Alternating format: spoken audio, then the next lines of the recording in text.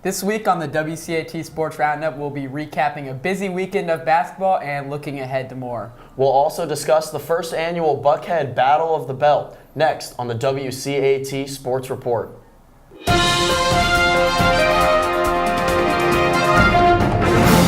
On the basketball court, the boys basketball lost a nail-biter at Lovett this past weekend to a buzzer-beating jumper from UVA commit Nick Jackson, despite late efforts from Cameron Foster and a game-tying three from TJ Malloy.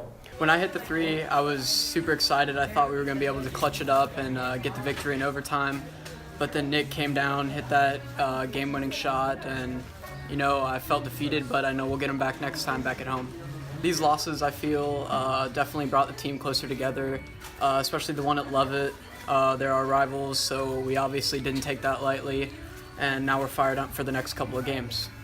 The boys play their next game at Towers on Tuesday and against Pace at home on Friday, tipping off at 7 p.m. The girls, on the other hand, on Saturday, beat GPS with a thrilling buzzer-beating layup by junior Henrietta Wright to conclude a game that went back and forth for 32 minutes. The Cats started off the game with a 7-0 run, but fell down 18-9 at halftime.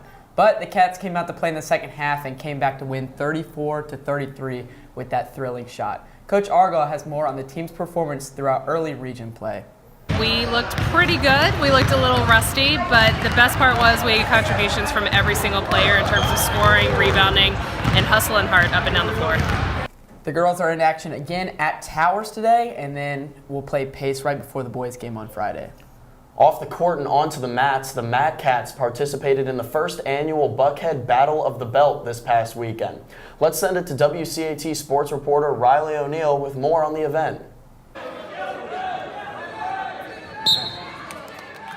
The Mad Cats participated in the first ever Buckhead Battle of the Belt this past Friday. Matthew Chaw's got the details. This is the first year they're doing it. The Battle of the Belt, it's the four Buckhead schools, so Pace, Holy Innocents, Lovett, and us.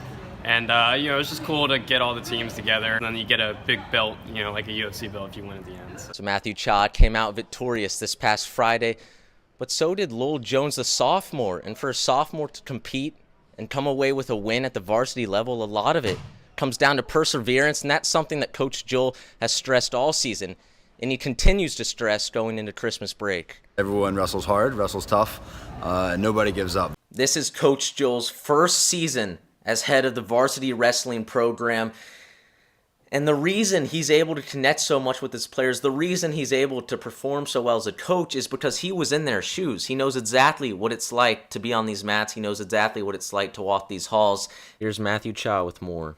Really like Coach Joel. Nice younger, new presence to the team. In the future, it's going to be very good for the program as a whole. So the Mad Cats have a tournament coming up, and Coach Joel still thinks they need to iron out a few details, but he has been heavily impressed with how they've done so far this season. Well, it's a feeling that it's unlike any other. It's hard to describe, especially when we work so hard at practice on certain techniques and certain moves, and then seeing the kids go out and do that in the match is really cool to see.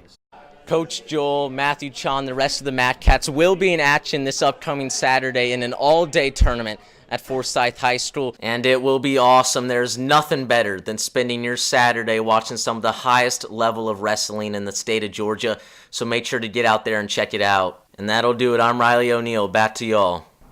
Thanks, Riley. The Westminster swim and dive teams will be traveling to GPS in Chattanooga this coming Friday. It's going to be intense competition for the Catfish, and we're hoping that they can pull out another win. That's all we have for this week. Thank you so much for tuning in to the WCAT Sports Roundup. Go Cats and Vamos United!